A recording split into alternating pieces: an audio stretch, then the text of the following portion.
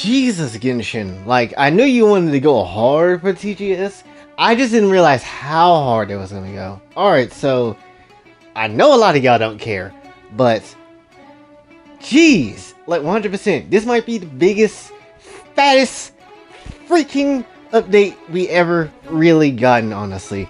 And it's amazing. So, obviously, the Genshin Impact live stream of 3.1 has happened. And what's in the entire hell? Like, 100%. We have gotten so much shit in this update. Like, we finally get to see what Dotori looks like in the 3D model.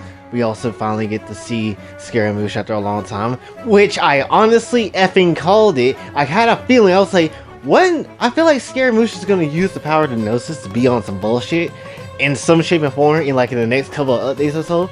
And look what happened. I freaking called that. So yeah, that's, I kind of had a feeling that that was going to be the case, that Scaramouche was going to pull some nonsense, be on some Davy Jones locker type shit.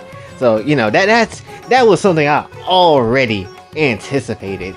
And obviously we have some other information like a card game that's going to be put into Genshin, so we're going to be able to play that like in down the line of like other updates and stuff, which is crazy that we're going to be able to play a literal card game for whatever reason. I don't freaking know, but it's interesting nonetheless. And most likely they probably gonna, I wouldn't be surprised if they end up putting that as like a mobile game or something like that, like the card game itself as another mobile game or something.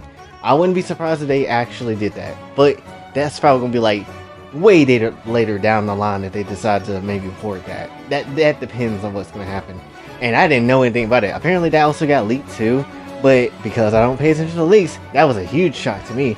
But the biggest thing that we have to honestly talk about is it's the thing that we was probably wondering about for like the longest time, which was definitely the whole thing about Genshin getting an anime.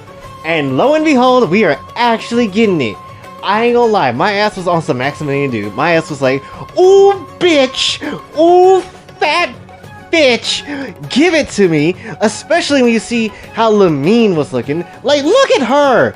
Look, this is why people stand this woman. This is why. Oh my flipping shit. Are you serious? This is what she's gonna look like in the damn anime? I will come on the screen. Anyway, point is, the anime is gonna look bonkers. Definitely. When I saw the word Ufotable, I was like, is that a clothing line? Because I'm a dumbass. But then I was thinking, wait, it gotta be like a studio, right? And then I wasn't necessarily sure to the dude I was watching the live stream on was like, oh, Ufotable, that's a good anime studio. I was like, studio, bitch? What? What the? Hold up, this can't be real. And when they obviously revealed, my ass went ballistic on some weird shit, honestly. I was not expecting that. Let's be flat out honest. Now, when it comes down to things, who knows what the anime is going to do, what they're going to try to cover, if it's going to be exactly the stuff, you know, that we cover in the game, or is it going to be like things that we're going to cover in like a different type of way, or if it's going to be an alternate story, or maybe a story before, you know, Genshin Impact. But then that doesn't necessarily make a lot of sense, honestly. It should have been called something else if that was going to be the case, or they should have really specifically said that. So I think they're going to do the same story that we're playing through, and most likely Ether will be the main protagonist, which honestly, it is what it is. But granted, at least MiHoYo was nice enough to, you know, realize that people give a shit about Lumine, that tons of people really give a damn about Lumine, honestly. And it's just nice to see that there is some semblance of, you know, feelings when it comes towards her. Like, we get to hear some scenes about her covering the story again. We got to see her in that awesome anime trailer, honestly, which was by far the biggest takeaway of the whole damn thing.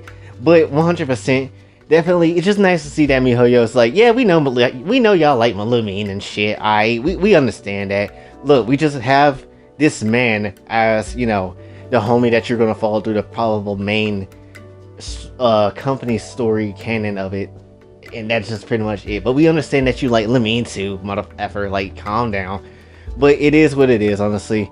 And you know how also a high budget they're gonna probably go with this damn anime? This is a long-term ass anime, right? Like, this is gonna be long-term, so they can probably pull you know, some crazy stuff. Like, they can probably make Demon Slayer like an actual joke of budget in animation, because Genshin has been selling like crazy, right? Like, they have more, they can probably most definitely put more than $1 million into one whole season of an anime, right? They're not gonna just chuck that, and they're not gonna just give this shit like $1 million. No, they're gonna probably give this shit a good couple of million. That way, so we can have a good quality ass anime come through. Hopefully, let's just hope that it's not gonna go through some BS translations. I'm not down with that. If we're being perfectly honest, all this shit should be done in-house, in Ufotable, English dubbing side with the translations and everything. Do that in the inside of the house of the studio, and then just let it be sent off on the Genshin Impact YouTube channel, and just have it free for everybody to watch. Personally, I would like that shit. That would be like a cool thing. If you just have episodes just kind of just drop out of a hat just like that. Don't let Crunchyroll touch it, don't let Sony touch it, don't let anybody touch it except that studio, and just do it in-house and let MiHoYo handle the whole damn thing. That would be perfect in my eyes. I'm just gonna be honest, that way there's no crazy translation issues or any type of fan backlash that could possibly make this bad.